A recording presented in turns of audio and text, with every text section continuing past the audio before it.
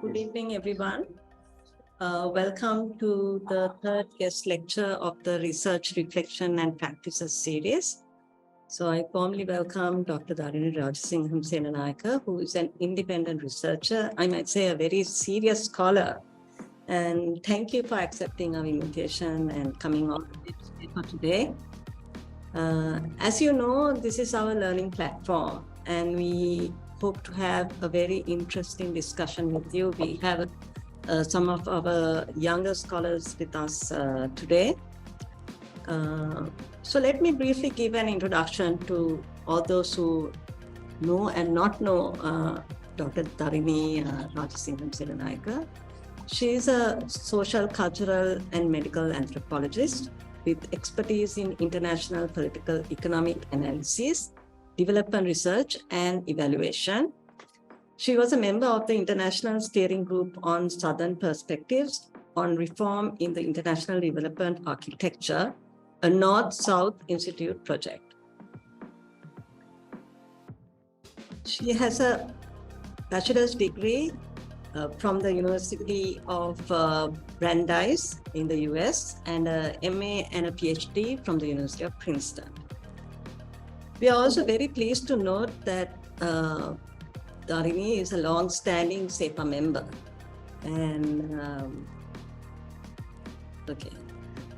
Dr. Darini Rajasingham, to her credit, has beyond 21 references to book chapters, articles, edited volumes, nationally and internationally. Her work is highly commendable. Her work is multidimensional, but also focuses on women, religion, on peace and war in Sri Lanka. One of her most cited articles is in the journal Culture Dynamics Between Reality and Representation, Women's Agency in War and Post-Conflict Sri Lanka. So the edited volume she co-edited with Mark Whitaker and Padmanesan Shanmugeswaran, Multi-Religiosity in Contemporary Sri Lanka, Innovation, Shared Spaces and Contestation, published this year, offers a novel approach to the study of post-conflict societies and furthers the understanding of the status of tolerance between religious practitioners in regions where ethnic conflict and multi-religious sites remain prominent. Dr. Rajasingham Senanayake writes throughout the war, looking at the many dimensions of war, on peace, religion, agency, identity, development, etc. Another interesting work of Dr. Rajasingham Senanayake was published last year, Precarious Citizens, Cyber Nationalism, South Asia's Diaspora, in which she talks about inflated diasporic identities, again, relating to nationalism and the creating of identity. Today, a twist to what she has been writing is in her talk today. Where have all the fish gone? Reflection on the ethnography of globalization and Anthropocene. Let me invite Dr. Darini now to deliver her talk. Over to you. Thank you, Indika, for that kind introduction. When you asked me to come to CEPA and talk on research methodologies and practices and all of that, I thought, what has CEPA been involved in recently? What would the teams maybe find useful and beneficial? And something that's also been of interest to me is how one does located social science fieldwork, empirical research in an increasingly globalized world. And globalization poses challenges to conventional frameworks of social scientific analysis and research methodologies, because we have a sense of a bounded community or unit or a village or a nation state or whatever it is. It's always sort of there in the background, or whether it's a province or a district. And so otherwise we concentrate on groups, women or ethnic groups or religions or whatever it is. And but globalization kind of opens the frame. You need to deterritorialize your research frameworks as much as it is, as you need to re-territorialize afterwards. And I think one of the problems of research in Sri Lanka has been for a long time, the tendency to be island, because we are an island, we have a sort of island mentality. And of course, there's the notion of methodological nationalism that we tend to be caught within the frame of the nation state. And we always talk about conflicts with the nation state rather than, going beyond it. So, but then when we are talking about, living in a globalized world, and especially recently we had this situation of food scarcity and and there were threats of famine, which for me was absurd in a country which is very fertile, has 2 monsoons, is lush, and has acres of ocean teeming with fish. To be talking of famine, it would be a policy choice. It's an absurd claim to make.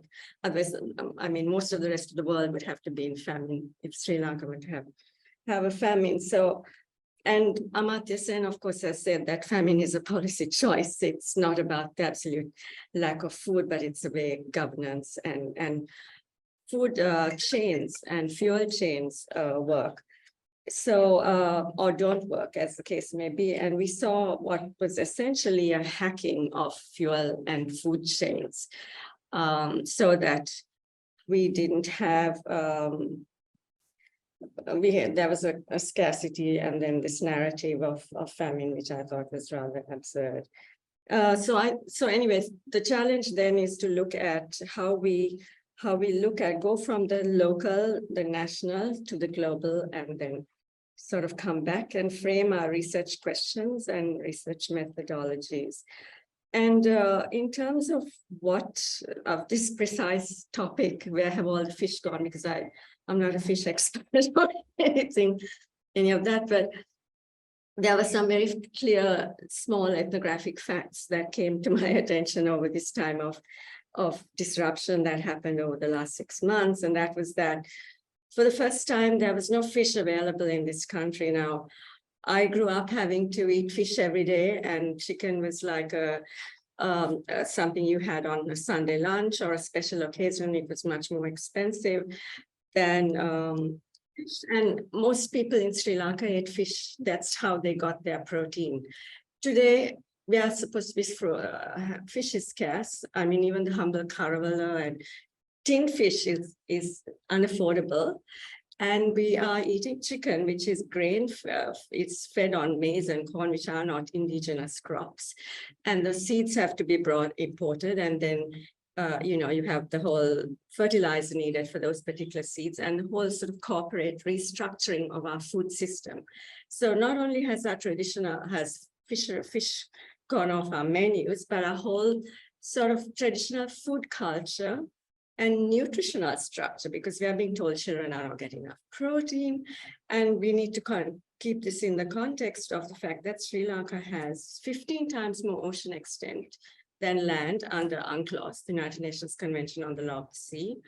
And this is teeming with fish. So what happened that we don't have enough protein and fisheries for our children and elderly and whatever to eat, and I would really encourage CEPA actually to do a study perhaps of how we went from eating fish to eating corn-fed, maize-fed chicken.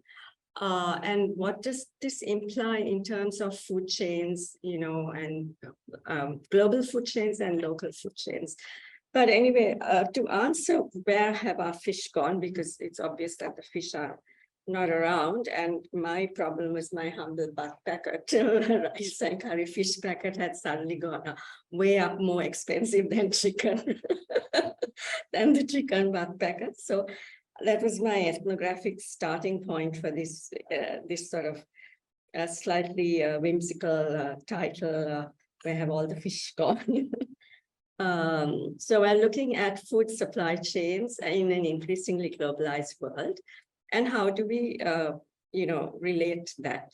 Because what has happened, this transformation from fish to chicken, and then there's also, it's not a new thing, it's been happening, it's a deep structural transformation. So we need to be, in our research, we talk about deep structural transformations, how do these happen over an extended period of time, and at the same time, spatial issues, globalization. So there's it's about time and space. Globalization is about how our food chains have become deterritorialized and more global, as it were. So we are relying on imported seeds to grow maize and corn to feed chickens, et cetera, and eating more chicken than fish. So now, in order to go to the global, I'm going to be a little lazy, and there's a seminar or a presentation that I did for the University of McGill on environmental crises in the Indian Ocean region. And that will give the more broader geopolitical, the deep structural aspects of the transformation we are talking about, and the global aspects of where have all the fish gone, and then I'll come back to make some concluding remarks. So thank you. Good morning. So the title of my presentation is Zone of Peace, ? The environmental impacts of militarization in the Indian Ocean region. One of the most neglected aspects in discussions of climate change and global warming are the impacts of militarization and the related phenomenon of what has been termed ocean grabbing, usually by distant water fishing states.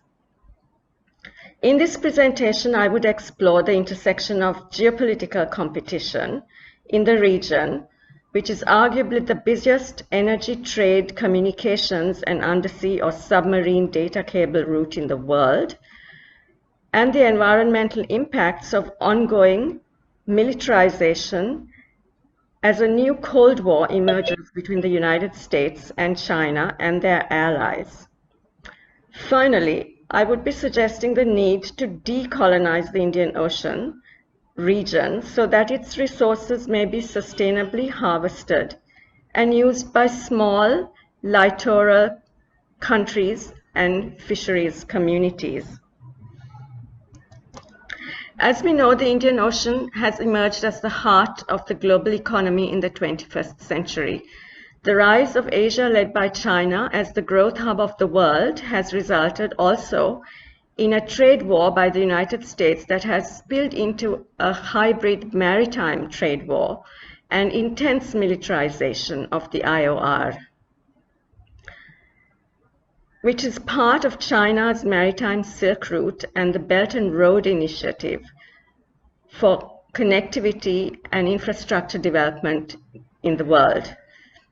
The IOR is also rich in resources, both living and non-living, including oil, gas, and minerals, which are important for the global economy at this time, particularly rare earth minerals and rare earth elements.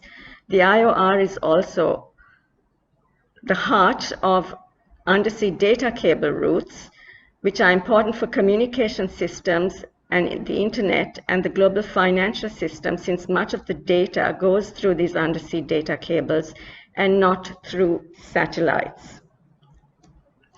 Now, militarization and hybrid war are huge environmental threats, but tend to be invisible in climate change discussions and discourses.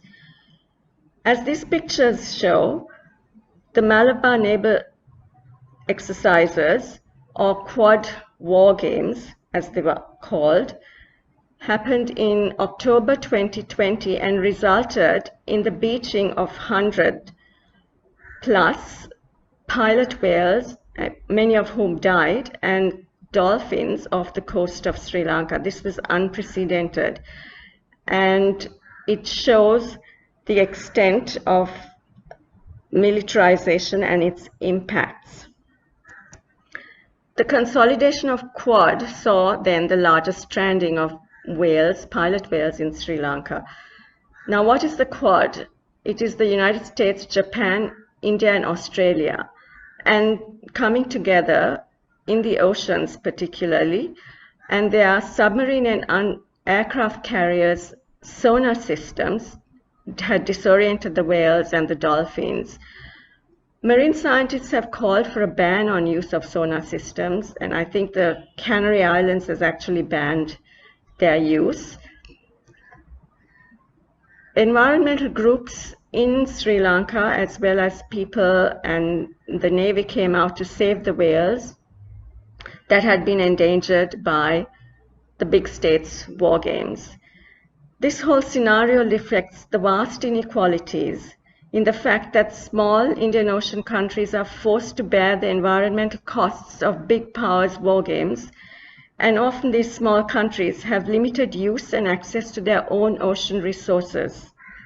Now, Quad is the equivalent of the North Atlantic Treaty Organization, set up for the Indian Ocean region, targeting China. Air pollution and garbage are also neglected topics in climate change discussions.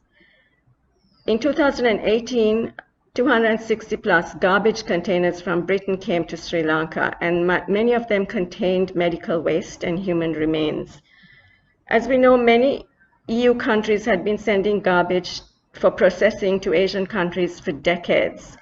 In 2018, China and many other Indian Ocean countries like Malaysia and Indonesia banned the import of and processing of garbage, which is probably how it ended up in Sri Lanka. After protests by environmental groups and court proceedings, just 21 containers were finally shipped back to England 2 years later. It is believed that the British garbage that came to Sri Lanka came actually from the British Indian Ocean Territory, or BIOT as the British call it, which the rest of the world calls the Chagos Islands, where the Diego Garcia military base is housed. Now, in 2019, February, the International Court of Justice at The Hague ruled that the UK occupation of the Chagos Islands was illegal under international law. Chagos Islands has been blacked out of Indian Ocean maps, and its history is remarkable. It was leased by the United Kingdom, which occupied Chagos and Mauritius, in the early 60s to the United States for the Diego Garcia military base. The Chagosian people were driven off their island home and scattered in Seychelles, Mauritius, and in England. And after court proceedings in the US, UK, they finally went to The Hague. So there's a question and a joke. How do you whitewash a CIA black site called Diego Garcia? You greenwash it. Military bases in the Indian Ocean are numerous: Guam, Djibouti, Singapore, and there are numerous others in the Middle East. The US Strategic Islands Policy and the colonization of Indian Ocean islands has been detailed in the books by David Vine, an anthropologist who also wrote the book on the Chagos Islands titled The Island of Shame, The Hidden History of a New US Base. Vine is also the author of Base Nation and the United States of War, which chronicles 800 military bases and lily pad bases, which are the marine bases. There's a war going on right now in Yemen, and there's a building of another base at this time. Now we turn to ocean grabbing, which is an old phenomenon similar to land grabbing, but ocean grabbing is a relatively recent term. What is ocean grabbing? Actions, policies, or initiatives that deprive small-scale fishers of resources and dispossess vulnerable populations, coastal lands, and undermine historical access to areas of the sea in remote islands of the world. This is, of course, a narrow definition of the world used by the Transnational Institute in Amsterdam, which has done a lot of very good work on ocean grabbing. There are different kinds of ocean grabbing. Living resources, which is primarily fisheries resources and related fisheries products, as well as non-living resources, seabed resources, including oil, gas, minerals, rare earth elements, and minerals. Ocean grabbing by big states, colonial powers, and private entities in the name of security and for military bases has been ongoing ever since the Second World War ended in the Indian Ocean region, as well as by private mining corporations are also involved in ocean grabbing.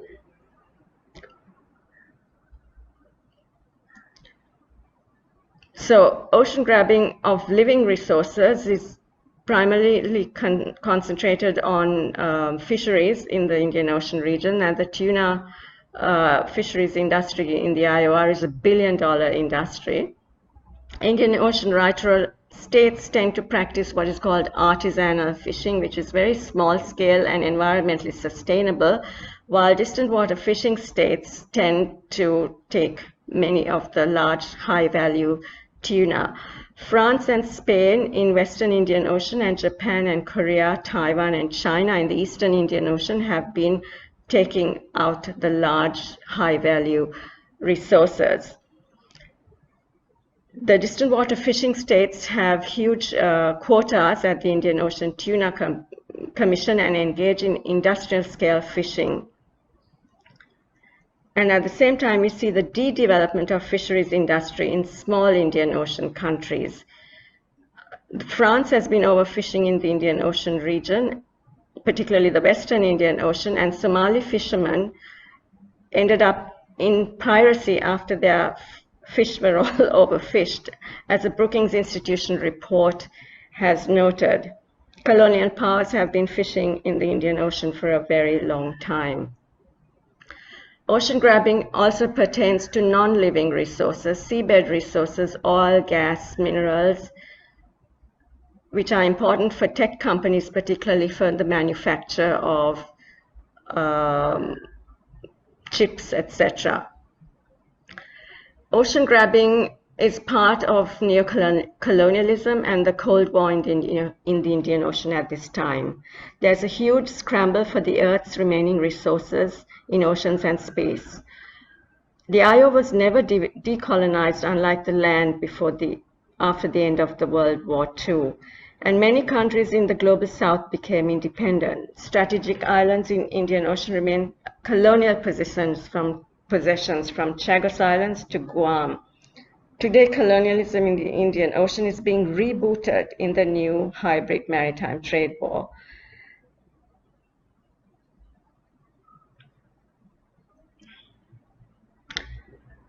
We need an archaeology of knowledge to understand the environmental crisis in the Indian Ocean region at this time and the colonial legacies and Cold War partitions of oceans in general. Whereas historically oceans were global commons for much of human history, increasingly oceans have been partitioned. Post-World War II period saw the non-aligned movement NAM declaring the Indian Ocean as a zone of peace in 1972 at the height of the Cold War, with global tensions between the US, NATO, and and the Russia or the USSR at the time. And the Indian Ocean was declared a zone of peace to be free from nuclear weapons and big power rivalry by the non-aligned movement. Under UNCLOS later, the United Nations Convention on the Law of the Sea, countries were invited to claim exclusive economic zones. So you have a further partitioning, if you will, of the oceans into exclusive economic zones around the countries, usually 200 meters from the coastline. So what's in a name? The Indo-Pacific has now become the center of a lot of discussion in world affairs. and the Indian Ocean has been, in a sense, renamed, or it signifies the partitioning, a new partitioning of the Indian Ocean.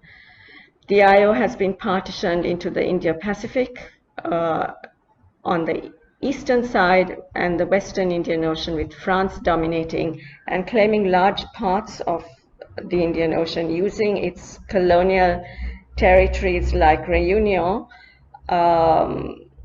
because of its valuable minerals resources. Asia was formally conceptually partitioned during the Cold War into area studies regions from East Asia, Southeast Asia, South Asia, West Asia, etc. And now we see the oceans also being partitioned in a new Cold War.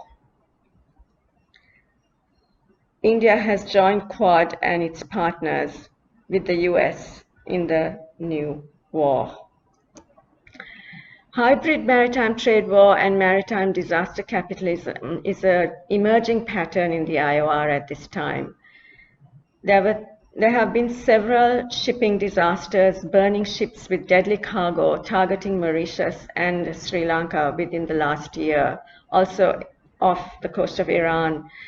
There was a Suez Canal blockage earlier this year, which fits a pattern of maritime trade disruption. The MV Pearl from Dubai to Singapore came to Sri Lanka and burned and sank and caused enormous, unprecedented environmental catastrophe for the country, which is still ongoing because there's a huge oil spill.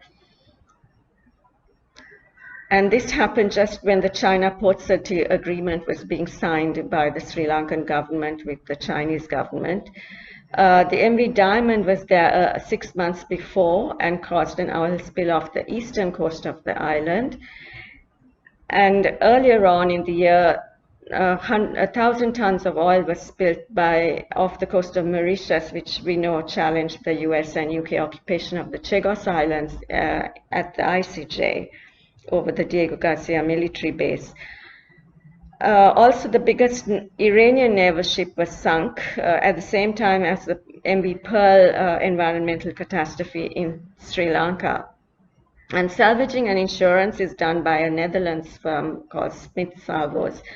These are all former occupying powers of the Indian Ocean region. So what we're seeing is both hypermilitarization and a new Cold War in the IOR, and small countries losing their maritime resources and access to them. With a great history and civilization, India at the center of the Indian Ocean region is the only country that has an ocean to her name. However, India has been busy fighting wars with her neighbors in the post-colonial period and has failed to lead the struggle to decolonize the IOR and enable its rich resources to be used by littoral states and communities. With the COVID-19 global reset, the G7 and NATO countries seem to be recolonizing the Indian Ocean, while small countries are again denied access to their resources. Small island communities are threatened, as is the case of the Chagos Islands, Mauritius, and Sri Lanka shows at this time. In conclusion, I would like to say that colonialism, militarization, and hybrid war are at the root of the current environmental crisis in the IOR.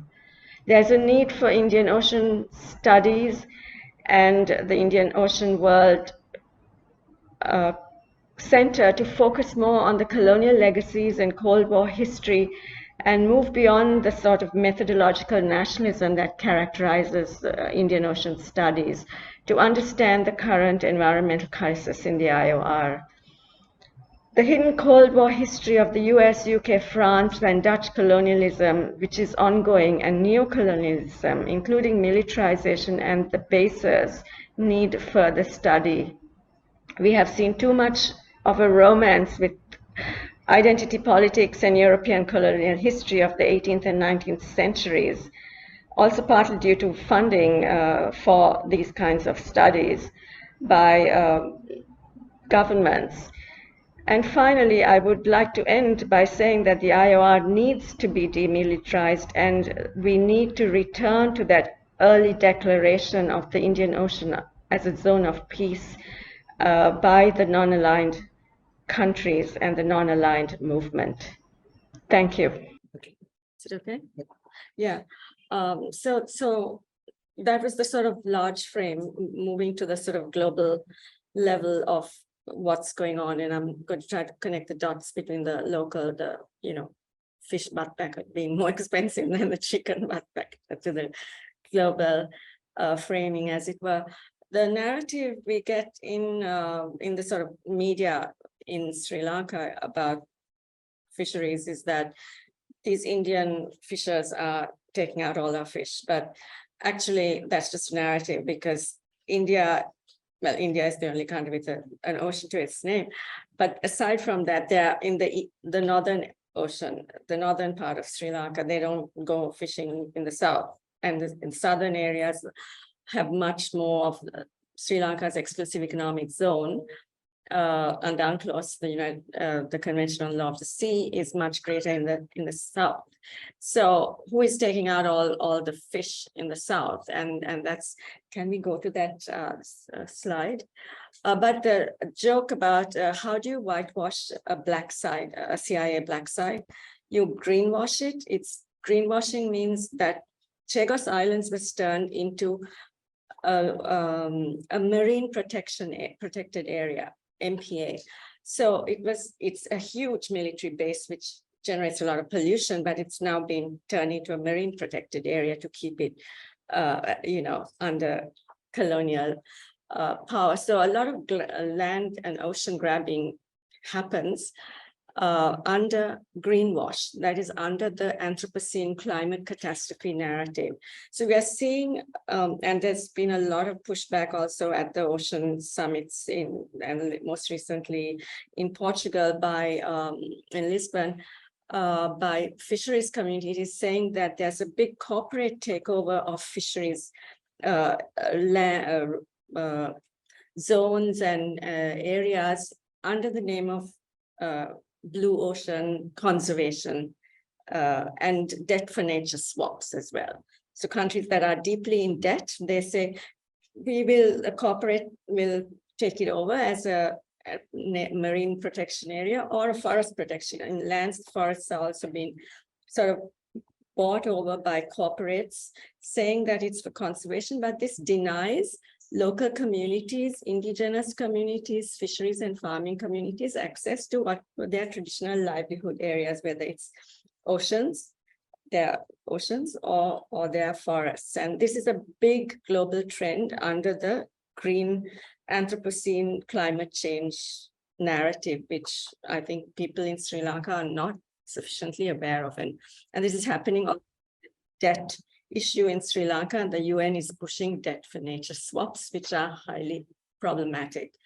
I'm not going to go into the full critique of the Anthropocene. I don't think there's time, but right now, but that's also something to look at. In terms of what has happened to our fish, yeah, that's great.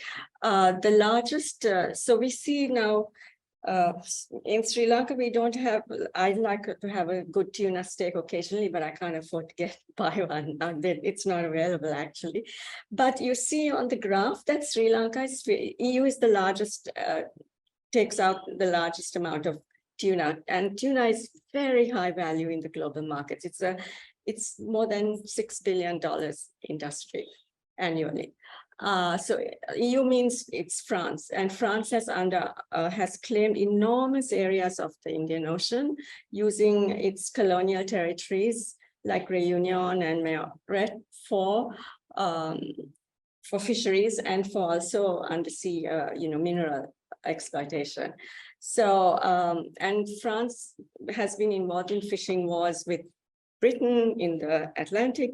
And then, of course, there was the issue of Somalia fishermen, their fish oil being taken out because they have their fleets of the French corporations have trawler companies, and they are based in Seychelles, and they've been, and it's now moving to Sri Lanka. And the way this whole, so though we are flagged as having this much taking out 40,000, that's not what we are getting. We don't have fish in our country. It's all going, it's caught by French and other, Japanese, various other country, EU trawlers.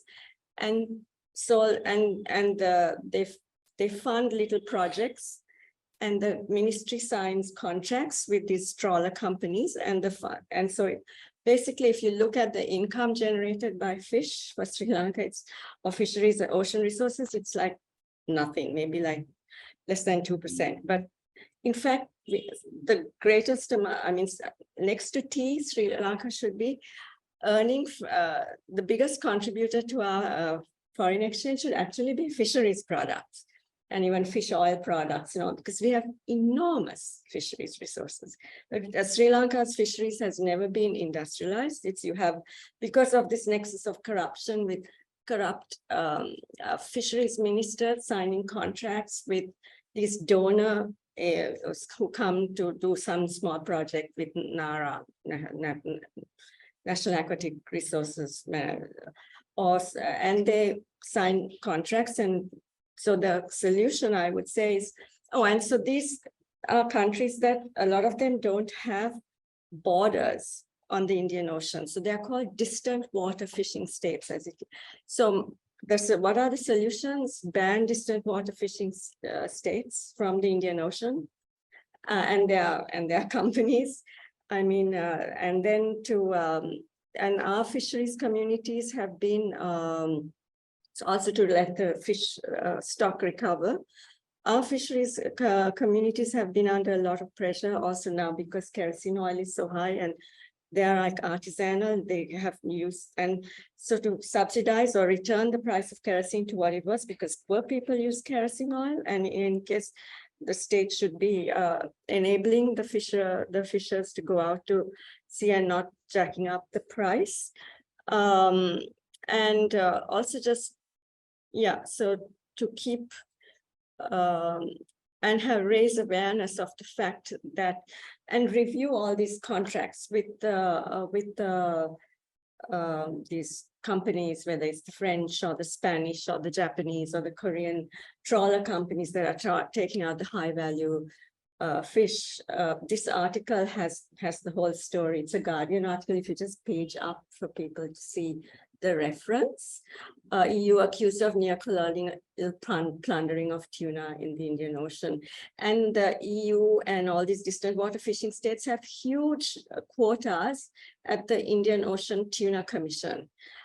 So again, that's a neocolonial institution that keeps, as I'm arguing, the Indian Ocean essentially colonized. If the land areas, the countries were decolonized in the post-war period, the Indian Ocean is an ocean that remains essentially colonized. So, okay, so I'll sort of come now to the question of what, of research and how do we do the need to open our research frames to move from the local, understanding what has happened to our fish, to go to the sort of global sphere and look at the different levels of, and it raises certain methodological issues, including where does our funding come from? Where do our research agenda, who sets our research agendas and frameworks?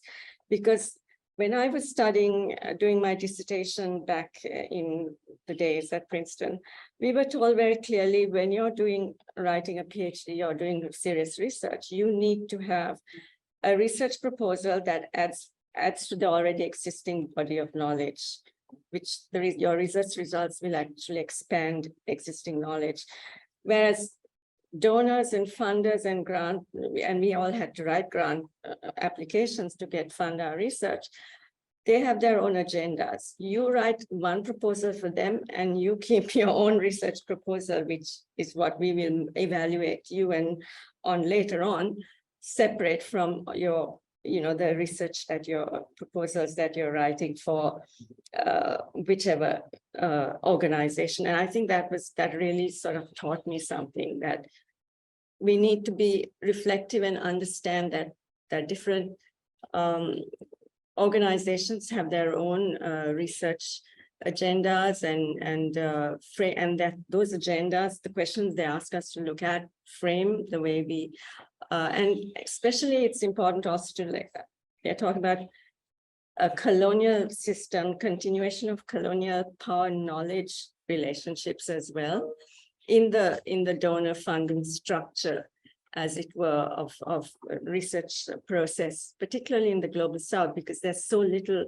independent research funds available. So one has to always go to external people to fund, and then they have their own agendas, and so there's very little really independent research being done, quite understandably, but that's why I think at CEPA we always, in the early days, always said there should be a separate research wing, and then from the project as much as possible to have a. So to end at the sort of beginning, fieldwork and ethnographic sites are increasingly globalized. And so we need to look at various connections across multiple sites and scale up and scale down. But the important thing is to always be locally grounded, and then sort of open up your research framework. And I mean, it depends on how you're doing it, whether it's qualitative or quantitative. The notion of fluid cultural flows, or also network analysis is really important, is really good. Helpful when you're going from the local to the global, but you need to always come back to the local, and also have reflexivity. And the reflexivity is understanding one's own location, understanding both how the research output is structured by external agendas, but trying to be true to,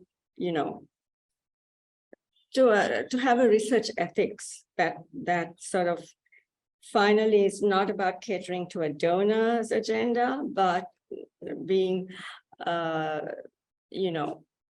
about telling the truth, even if it maybe means that you lose the next grant, So I would like to probably end at that point, but I'm sorry, I don't have the time to cover properly the critique of the Anthropocene, but if someone has questions, I'm happy to go into that. Thank you.